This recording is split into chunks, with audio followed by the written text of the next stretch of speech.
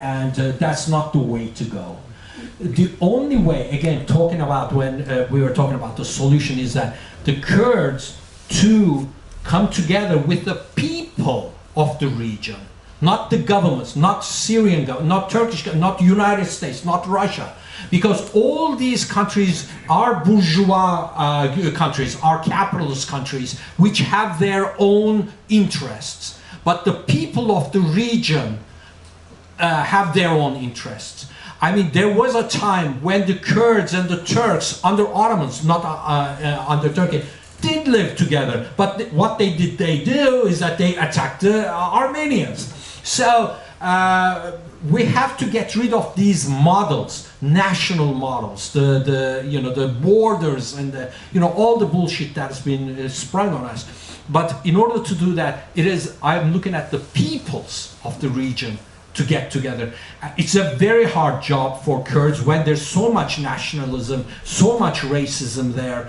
But I don't see any other alternative, especially lining up with the imperialists is not, well, didn't the last move by Turkey prove that that's not the way to go? Okay. Just this incursion, just this invasion there destroyed wonderful models that they were trying to come up. I would propose reading Marx's, books about the utopian socialism. Okay, let's keep the questions brief and answers brief. Tony. There's a question that is related to Gene's comment. In the 1990s, after the destruction of the Soviet Union, there was a great deal of talk, excited talk in the West about pan-Turkism, about Turks having influence in Central Asia. And how strong is pan-Turkism in the Turkish ideology right now? In the Turkish ideology, it's very strong, but it has always been strong. Turks would like to think that they are the leaders of the Turkic nations, as they call it, Turkmenistan, Uzbekistan, Azerbaijan, and all of those things. But those countries don't give a shit about Turkey. They don't. I mean, they have bigger bosses. Turkey keeps on talking to them, and like several times, Uzbekistan and even Azerbaijan. Look at it, guys. When Turkey invaded Syria, there is a small enclave in Cyprus called the North, whatever. I don't even know the name. So that's only recognized by Turkey, and it's kept alive by Turkey. The president of that Northern Cyprus Turkish Republic came up and said, this is wrong, you should not be doing it. Turkey was in shock. How could a Turkic country that is living with our hands out is against us? The same thing is happening everywhere. No, the pan-Turkism is in the ideology of the Turkish racism, yes. If you ask them, the entire world belongs to Turks. The Koreans are Turks, Japanese are Turks, the American Indians, the native, oh yeah, they are fully Turks. You don't understand. But this has no meaning. I mean, it's... Okay, next question. I would wonder how many people in this room have visited Syria, who've been to Syria. My feeling is that you're always at an advantage of understanding a situation if you've been there.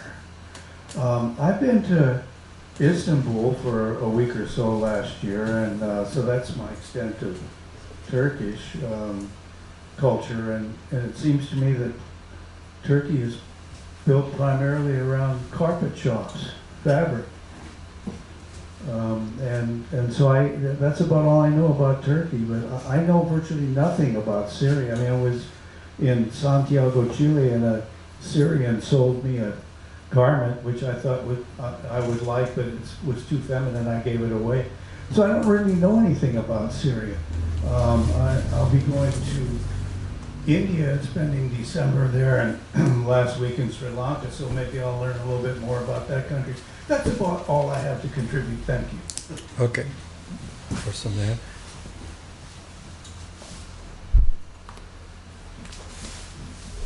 I'm thinking of Turkey's geography. It's sort of a long horizontal country. I looked up 400 miles north to south, about 1,000 east to west. About California, the landmark, it's just about California. How far west does the interest in the border regions in the east sort of permeate Turkish culture and concerns? Certainly the Ankara is the capital, I would think. Is it sort of westward towards Istanbul as well, the whole country altogether? Maybe comment on that, please. And the influence, did you say, of what? The dispute, the kind of the border regions that we're talking about here, Syria, Kurdistan. I see. Does it sort of permeate the concern of the whole country, or is it sort of a central and eastern issue and concern in Turkey? The border with Syria is on the southern side, on the south side. Okay, it has a long border. I don't know how many hundreds or 200 miles. I'm sorry, I don't know that. But in the east, when you were asking the question, I was thinking about the big paranoia in Turkey that the eastern borders are going to be moved with the establishment of a Kurdish country. Okay, Kurdistan. That moves pretty much close to the central Turkey, towards Konya, Sivas, coming close to the capital of Turkey.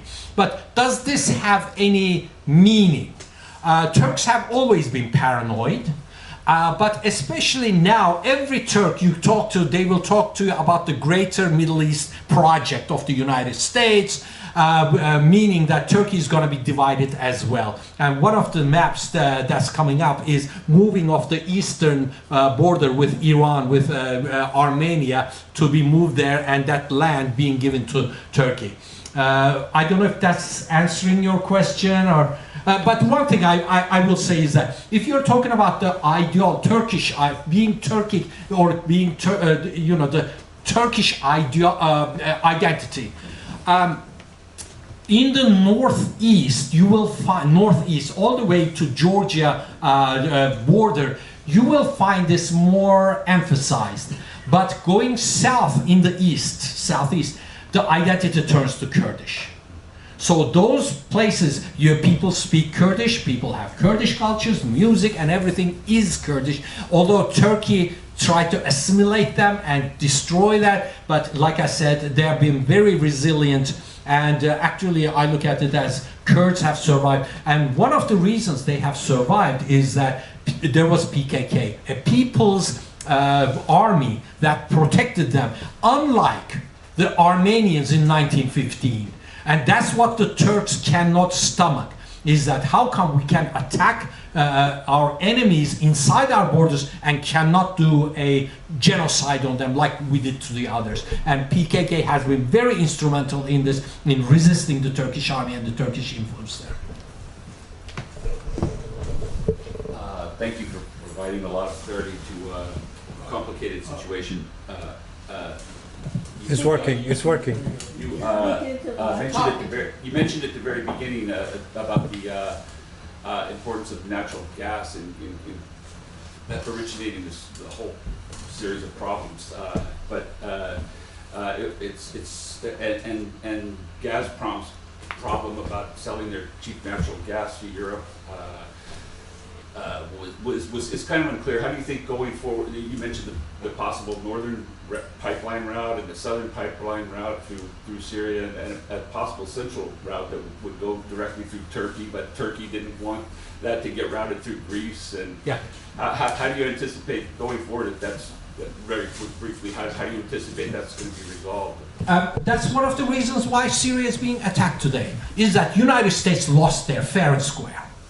That region, United States, failed miserably because the southern stream, which goes through the Black Sea, that is now being built by Gazprom. Now, what happened is that when the northern stream was being built, which goes through the Adriatic, not the Adriatic Sea, the Northern Sea, directly into Germany, bypassing Belarus and the others, Poland found a loophole in the European Union thing that said that this is illegal because Gazprom was not the only one building it. Gazprom has 50% ownership of the pipeline, and then British, what's that, Shell, German Wintershall company, a couple, 5 other companies were involved in it. And when Poland took this to the courts and won, what happened is that Gazprom and Russia said, hey guys,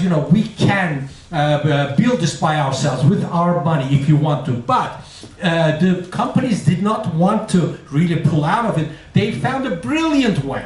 What they did was that instead of being the owner, 10% of those 5 corporations, they said, we'll give you loans. How about that? Instead of, so they have 10% loans, each of those corporations, and Gazprom has the 50% of it. But I think that with United States, hey, that's precisely when the Ukrainian problem started to happen. Because the pipeline was going to pass through Ukraine, and so now that's why the southern stream going through the Black Sea is going towards Bulgaria. That is going to be put into effect next, once the northern they call it the Northern Stream 2 now. But I believe there's going to be a lot more problems coming up, because this is not an easy thing for United States to just give up. Either they'll join, because there are many other pipelines that's being built. One thing is still in project phases, that Southern Stream comes to Turkey as being still the hub. But it's not, it's very interesting, like the other gentleman was asking where the borders are. It's not coming to the eastern border of Turkey, because it's problematic, there are issues there. So it goes through the Black Sea, comes to the center of Turkey, around Samsun, and then goes through half of Turkey to be distributed to Europe. So